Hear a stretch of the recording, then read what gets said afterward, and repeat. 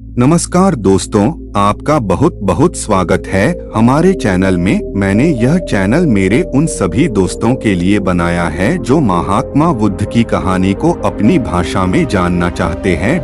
तो चले शुरू करते हैं आज की कहानी को। एक बार बुद्ध अपने भिक्षु के साथ भिक्षाटन के लिए किसी गांव की तरफ जा रहे थे। तभी अचानक बुद्ध के पैरों में कांटा लग गया। कांटा इतना तीक्ष्ण था कि चुभते ही रक्त की धार निकलने लगी। बुद्ध के भिक्षु ने रक्त को रोकने के लिए एक कपड़ा फाड़कर बुद्ध के पैर पर बांध दिया। इस घटना को कुछ लोग देख रहे थे जो कि बुद्ध से ईर्ष्या करते थे। उन्होंने बुद्ध से कहा कि हमें तो तुम्हें परम ज्ञानी समझते थे, लेकिन दर्द को तुम भी सहन नहीं कर सकते हो। तुम पाखंडी हो और ये हमने सिद्ध कर दिया है। ये कांटे हमने ही बिछाए हैं।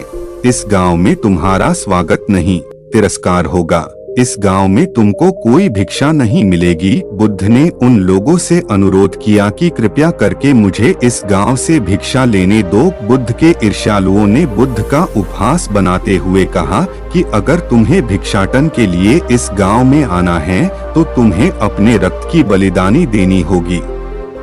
तुमको इस कांटों के रास्ते से गुजरना होगा। भगवान बुद्ध ने उनकी चुनौती को स्वीकार कर लिया और कांटों के रास्ते पर चलने के लिए अपने कदम बढ़ाने लगे। बुद्ध मुस्कुराते हुए कांटों पर चलने लगे। बुद्ध के साहस को देखकर गांव वाले चकित रह गए। कुछ लोगों की आंखें फटी की फटी रह गई। गांव वाले सोचने लगे कि बुद्ध भिक्षा के लिए दूसरे गांव भी जा सकते थे, तो फिर कांटों पर चलकर क्या साबित करना चाहते हैं। गांव वाले बुद्ध के संदेश को इतनी जल्दी नहीं समझ पाए। यहाँ पर बात भिक्षा की नहीं बल्कि जीवन को बदलने की थी। गांव वालों की भीड़ में एक सुमित नाम का युवक था जो बुद्ध पर हो रहे अत्याचार को देखकर द्रवित हो गया। सुमित दौड़कर गया और बुद्ध के पैरों के सामने से कांटे को हटाने लगा। बुद्ध के ईर्ष्यालु सुमित को रोकने लगे और गांव से दाना पानी न देने की धमकी देने लगे। सुमित ने किसी की न सुनी और कांटों को हटाते हुए बोला, हे भगवान, आप इन मुट्ठी भर लोगों के अपने आप को कष्ट मत दीजिए। आप गांव में प्रवेश कीजिए। बहुत सारे लोग आपको भिक्षा देने के लिए आतुर हैं। बुद्ध ने सुमित को अपने पास बुलाया और आशीर्वाद दिया।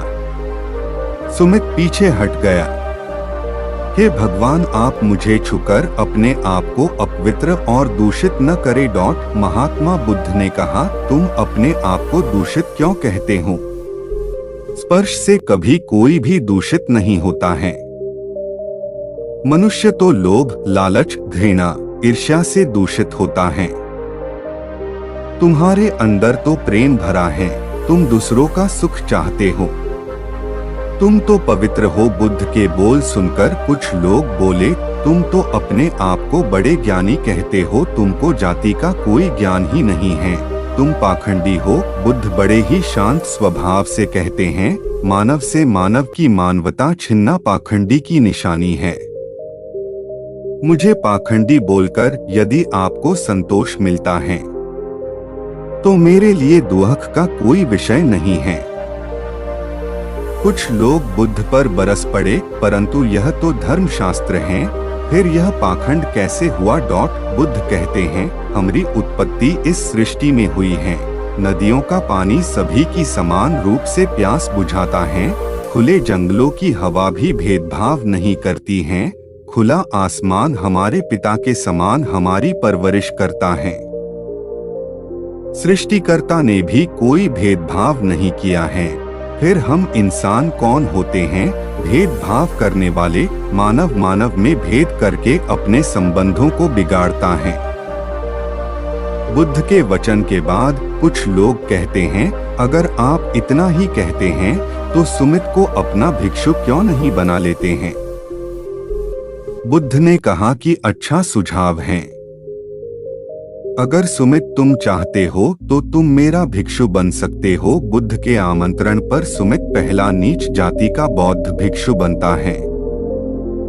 इस पूरे विवरण में केवल सुमित का जीवन बदला शेष सभी लोगों का जीवन रूपांतरित हुआ। दोस्तों, अगर आपको यह कहानी पसंद आई हो तो इसे अपने दोस्तों व रिश्तेदारों के साथ शेयर जरूर करें। हमें कमेंट करके जरूर बताएं कि आपको हमारी यह कहानी कैसी लगी, जिससे हमें नए नए और ज्ञान भरी कहानी के लिए प्रोत्साहन मिले।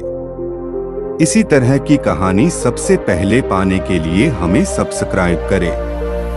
आपके कीमती समय के लिए